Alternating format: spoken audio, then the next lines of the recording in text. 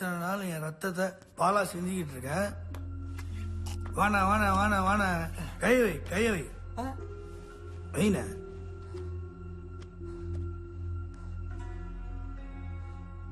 மல்லிகா, நீங்க இருக்கியா? என் கனவுல வந்தா சரி, எதுக்கு குரு கனவுல வந்து அவனை பயன்படுத்தின?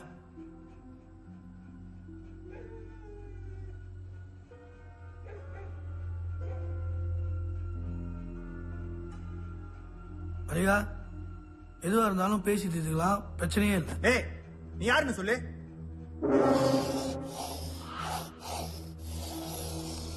நேரில் வந்து சொல்லவா?